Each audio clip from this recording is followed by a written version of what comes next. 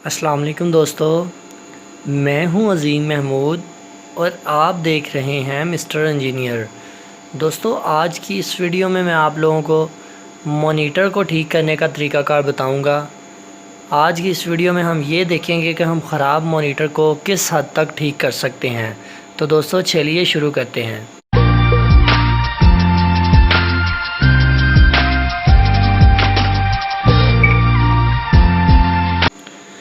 जी तो दोस्तों, आज की इस वीडियो में हम ये देखेंगे कि हम मॉनिटर को कैसे रिपेयर कर सकते हैं।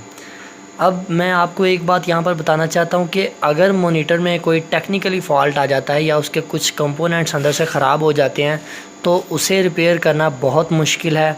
मगर अगर आपका मॉनिटर काफ़ी देर से पड़ा हुआ है या वो चल नहीं रहा तो उसको ठीक करने का आज मैं तरीक़ाकार बताऊंगा, क्योंकि इसकी एसेसरी आप लोगों को मिलती नहीं है, इसलिए इसे ठीक करना बहुत मुश्किल हो गया है।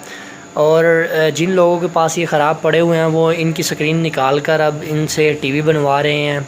वैसे बेहतर हाल तो इसका यही है कि इसकी स्क्रीन निकाल कर टीवी बनवा लिया जाए, मगर कुछ लोग चाहते हैं कि नहीं इसे ही आपको रिपेयर करना है। तो चलिए शुरू करते हैं, देखते हैं।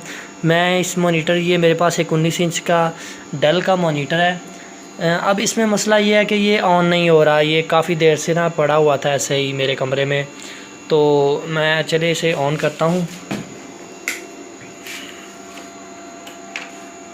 ये देखें, आप ये देख सकते हैं कि इसकी एलईडी ब्लिंक कर रही है, कभी स्टॉप हो रही है कभी ब्लिंक कर रही है, मगर डिस्प्ले पे कुछ भी नहीं आ रहा।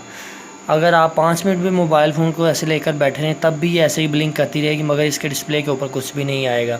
तो दोस्तों इसको हम पहले खोलते हैं और मैं आपको इसकी मेन रीज़न बताता हूँ कि ये एलईडी ब्लिंक क्यों करती है, या आपकी मॉनिटर स्क्रीन की अगर एलईडी स्टिल रहती है मगर फिर भी डिस्प्ले नहीं आता तो क्या वजह होती है। जी तो दोस्तों, मैंने इसको खोल लिया है। अब आप ये देख सकते हैं कि इसके जो ये अंदर ये कितनी ज़्यादा डस्ट पड़ी हुई है। असल में जब इसके अंदर डस्ट पड़ जाती है तो बारिशों के मौसम में ख़ास तौर पर ये जो आपके मॉनिटर होते हैं ये आपको तंग करते हैं, डिस्प्ले नहीं देते। उसकी सबसे बड़ी रीज़न ये होती है क्योंकि ये इनके अंदर जो पार्ट्स लगे होते हैं, स्पेयर पार्ट्स लगे होते हैं, वो बहुत ही सेंसिटिव पार्ट्स होते हैं। वो ज़रा सी नमी के ऊपर भी काम करना छोड़ जाते हैं। अब आप ये देखें कि इसकी ये जो बूस्टिंग वाली कैप है इसके गिर्द कितना गंद जमा हुआ है। तो मैं इसको ज़रा क्लीन करता हूँ, इसको अच्छी तरह से साफ़ करता हूँ। साफ़ करने के बाद मैं इसकी पीसीबी को भी देखूँगा कि उसके अंदर कहीं डस्ट तो नहीं है। मेरे ख्याल से पीसीबी के अंदर भी काफ़ी ज़्यादा डस्ट है। मैं कोशिश करता हूँ अगर मुझे ब्लोअर कहीं से मिल जाए तो मैं इसके अंदर ब्लोअर के साथ इसे डस्ट को निकालूँगा। और पहला जो स्टेप है इसका वो ये होगा कि या तो मैं इसे धूप में रखूँगा और या फिर मैं इसे ऐसे ही ऑन करके इसे प्लग लगा कर छोड़ दूँगा तकरीबन 1 घंटे के लिए। तो 1 घंटे के बाद मैं आकर इसे देखूँगा तो मुझे उम्मीद है ये ऑन हो चुका होगा। वैसे बेहतरीन हाल यही है कि आप सुबह 12 बजे इसे धूप में रख दें।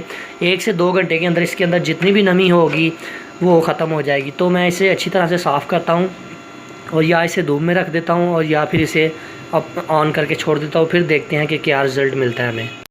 जी तो दोस्तों, अब बारी आती है हमें इस मॉनिटर को दोबारा से टेस्ट करने की, आया कि हमारा मॉनिटर ठीक हुआ है कि नहीं। ये मैंने तकरीबन 1 से 2 घंटा इसे धूप में रखा है तो मेरे ख़्याल से काफ़ी हद तक इसमें नमी कम हो गई होगी। तो अब मैं इसे प्लग इसका मैं ऑन कर देता हूँ। ठीक है, तो ये आप देख सकते हैं कि पावर इसके अंदर आ गई है। ये इसकी ग्रीन एलईडी ग्लो कर रही है। ठीक है, तो मेरे ख़्याल से ऑन हो गया। वाह भाई वाह, ये तो हमारा मॉनिटर, तो इसका मतलब ये ठीक हो गया है। ये आप देख सकते हैं कि monitor is working, check signal cable. आपको मोबाइल के ऊपर नहीं नज़र आएगा क्योंकि वो फोकस नहीं कर पा रहा। तो हमारा मॉनिटर जो है वो बिल्कुल ठीक हो गया है। इसमें सबसे ज़्यादा इशू सिर्फ यही होता है, आप ये देख सकते हैं कि इसकी जो ये गन है, गन के अंदर आपको वो रेड कलर की गन ऑन दिखाई दे रही। मैं आपको दिखाता हूँ, ये देखें आपको नज़र आ रही है, ये हीटर होता है इसका। हीटर ये इस ऑन है अभी और हमारा जो मॉनिटर है वो वर्किंग मोड में है। मैंने जैसे इसको खोला था, इसको साफ़ किया, जहाँ तक मेरा हाथ गया है मैंने वहाँ तक इसको साफ़ किया है और ये हमारा मॉनिटर बिल्कुल ठीक हो गया है। अभी ये स्टैंड बाई मोड पे है। मैं दोबारा से फिर एक दफ़ा टेस्ट करता हूँ इसे। तो ये मोनीटर्स में सिर्फ यही मसला होता है, अगर आप कहें ना कि आपका मोनीटर ख़राब हो गया, वो एलईडी नहीं उसकी सामने ग्लो करी, तो उससे फिर रिपेयर करना ज़रा ज़्यादा मुश्किल हो जाता है, क्योंकि उसकी बड़ी वजह यह है कि वो इसके पार्ट्स नहीं मिलते। मैं वीडियो के शुरुआत में भी आपको बता चुका हूँ कि इसके पार्ट अब नहीं मिलते, पार्ट्स जितने भी हैं वो अब नहीं मिलते। तो इस वजह से आप इसे अगर कहते हैं ना कि रिपेयर करना चाहते हैं तो आप इसे रिपेयर नहीं कर सकते। जस्ट बारिश के मौसम में ये कॉमन मसला ज़रूर आता है आपके सामने। तो आप इसे बड़ी ही आसानी के साथ इस तरह परेशान नहीं होना, बस आपने इसे धूप में रख देना है 1 से 2 घंटे के लिए, और इसे अगर फिर भी नहीं ठीक होता तो इसका पावर प्लग लगा कर इसे छोड़ के चले जाएं, या खुद ही ऑन हो जाएगा। क्योंकि इसके अंदर जो नमी होती है, आईसी जो होते हैं वो बहुत ही सेंसिटिव होते हैं, जब उनको नमी लगती है तो वो अपना काम करना छोड़ जाते हैं, इस वजह से मॉनिटर ऑन नहीं होता। तो दोस्तों ये तो था आज का मॉनिटर को रिपेयर करने का तरीकाकार।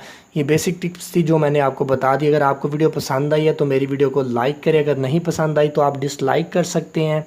तो दोस्तों मेरे चैनल को भी ज़रूर सब्सक्राइब कर लें। मैं रोज़ाना अच्छी अच्छी वीडियोस अपलोड करता हूँ जो कि आप लोगों की रोज़मर्रा ज़िंदगी में बहुत काम आती हैं।